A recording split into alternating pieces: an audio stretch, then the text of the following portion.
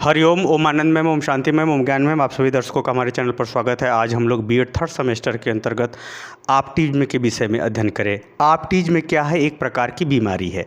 वो कैसी बीमारी है? मानसिक बीमारी भी कह सकते हैं और उसे शारीरिक बीमारी भी कह सकते हैं, भावात्मक बीमारी भी कर सकते हैं, एक प्रकार से सोच की बीमारी कह सकते हैं, सामाजिक बीमारी भी कह सकते हैं।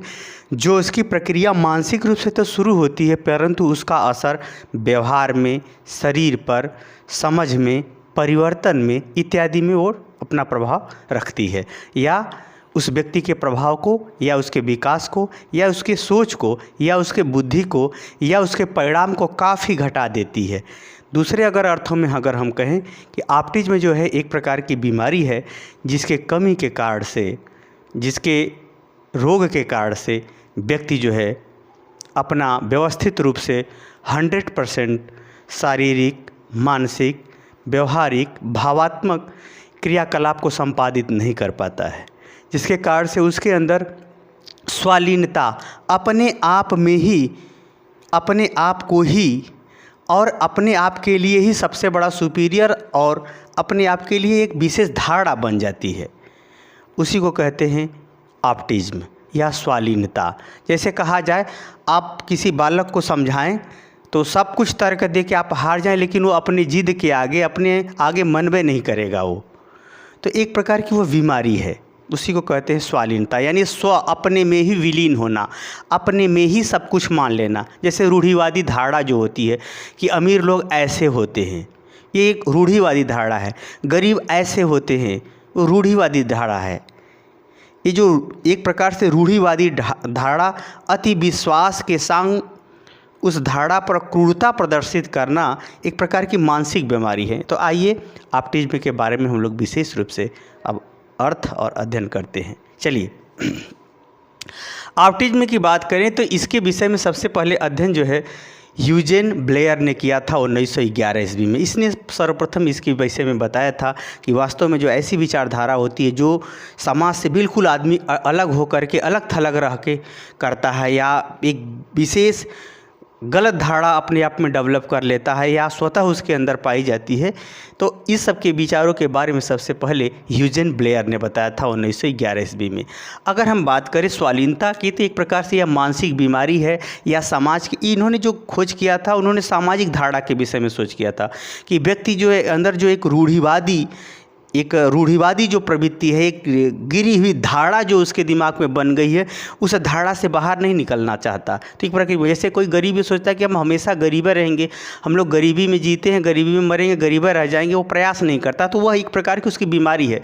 तो इन्होंने ये जो व्यवहार है सामाजिक दृष्टिकोण से प्रस्तुत किया था, परंतु जब इसमें आगे अध्ययन हुआ तो आगे की अध्ययन को बढ़ावा देने के लिए, या ऐसी गतिविधियों को अध्ययन के माध्यम से बढ़ावा देते हुए सही करने के लिए, या इसका उपचार करने संबंधी बात विचार या परामर्श या इलाज की बातों का अध्ययन के साथ प्रारंभ जो होता है लियो कैनर और एस्पर्गर के द्वारा 1944 ईस्वी से इसमें अध्ययन विशेष रूप से प्रारंभ होता है।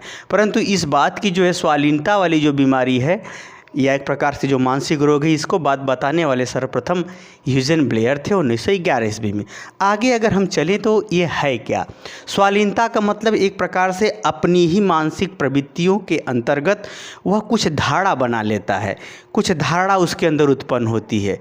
जैसे उसके अंदर डर की भावना अगर उत्पन्न होगी तो वो डरा डरा सा रहेगा, संकालू स्वभाव का हो सकता है, और यहाँ तक देखा गया है कि ऐसी बीमारी वाले कभी कभी कांपने लगते हैं, भय के मारे कांपने लगते हैं।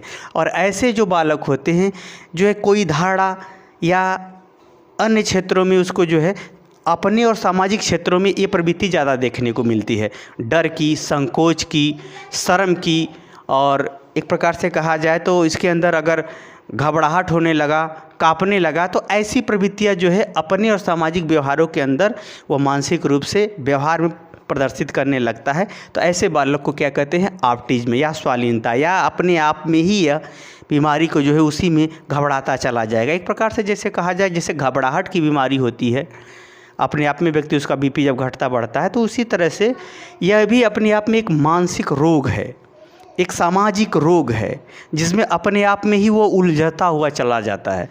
तो अगर इसी को जो है एक प्रकार से हम ऑटिज्म कहते हैं। आइए इसको और व्यवस्थित रूप से देखते हैं। तो ऑटिज्म जो है अब आगे जब अध्ययन होना शुरू किया तो इसकी कई बातें सामने उभर के आई।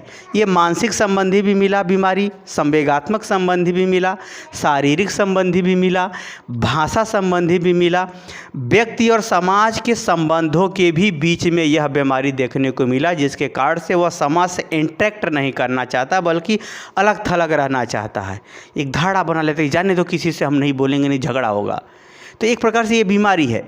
तो ये सब आगे लियो कैनर और एस्पर्गर के अध्ययन के साथ ही जब इसमें व्यापक रूप से शोध और अध्ययन होने लगे तो यह पाया गया कि ऑटिज्म जो बीमारी है या स्वालीनता की जो बीमारी है, शारीरिक रूप से, मानसिक रूप से, सामाजिक रूप से, सांवेगिक रूप से, भाषाई रूप से इत्यादि अनेक रूपों में भी यह बीमारी का जो कॉन्सेप्ट है, जो स्वरूप है, देखने को मिला। आइए इसका अर्थ देखते हैं। विकास में ये विभिन्न प्रकार का विकास, चाहे शारीरिक हो, चाहे मानसिक हो, सामाजिक हो, सांवेगिक हो, चाहे भाषाई हो, विकास के विभिन्न स्वरूपों में समस्यात्मक या रोग या रूढ़िवादी प्रवृत्तियों के कारण से शारीरिक विकास पर्याप्त होने में या एक दूसरे से जुड़ने में या भावनाओं का, संवेगों का सही ढंग से विकास होने में या भाषा का सही रूप में विकास होने में या जो है मस्तिष्क का सही ढंग से विकास होने के स्वरूप में कमी देखी जाती है या उसका विकास कम हो पाता है। ऐसी जो प्रवृत्तियां होती हैं उसे हम क्या कहते हैं? ऑटिज्म कहते हैं। ऐसा जो लक्षण देखने को मिलता है उसे हम क्या कहते हैं? स्वालीनता कहते हैं। यह स्वालीनता सामान्यतः जो यह बीमारी जो प्रक्रिया है मानसिक रूप से शुरू होती है। किसके स्वरूप से? मानसिक रूप से शुरू होती है।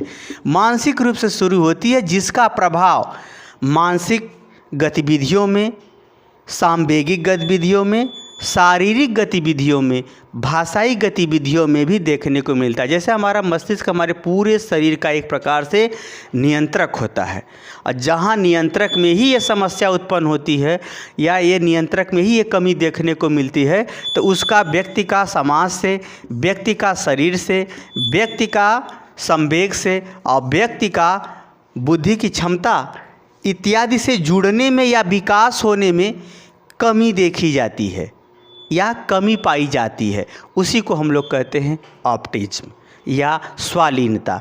अगर शब्द का अर्थ अगर आप निकालें तो स्वालीनता का तात्पर्य यही होता है कि वह बालक या ऐसी बीमारी वाले लोग अपने आप में ही लीन वाली प्रवृत्तियों में इन्वॉल्व हो जाते हैं। अपने आप में ही वो प्रसन्न रहता है या अपने आप में ही नर्वस रहता है या अपने आप में कुंठित रहता है, अपने आप में अस्थाई धारणा बना लेता है, अपने आप में ही सुपीरियर वो समझने लगता है। अति दृढ़ता अपने आप में पाई जाती है।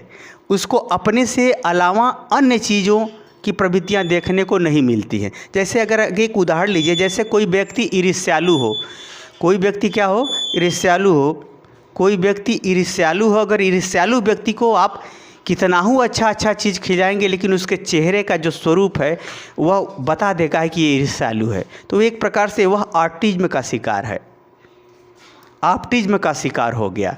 तो उसी तरह से जैसे होता है कोई आदमी डरपोक है, अत्यधिक डरपोक है, वह छोटी छोटी बातों को लेकर के बेवजह का डरता रहता है, बेवजह का डरता रहता है। अगर तर्क है, आधारपूर्ण ढंग से डर रहा है तो वो बीमारी नहीं है, लेकिन बेवजह का डरना, कपोत कल्पना करके डरना, पास लाइट चली गई, पास में बैठा है, वो डर रहा है, आपको खोजने लगा कि कहाँ हैं आप, आपको पकड़ना चाहेगा। तो ये सब जो प्रवृत्तियाँ होती हैं ऑटिज्म के अंतर्गत आती हैं।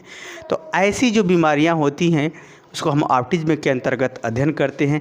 अगर कोई ऐसा बालक है तो उसके संग कैसी शिक्षक की गतिविधियाँ होनी चाहिए, शिक्षा का स्वरूप क्या होना चाहिए, या उसके अंदर सही प्रवृत्ति में लाने के लिए अध्यापक किस प्रकार से भूमिका को अदा करेगा, ये सब बातों को आगे की वीडियो में बताया जाएगा। मुझे उम्मीद है कि ऑटिज्म का अर्थ आप समझ गए होंगे।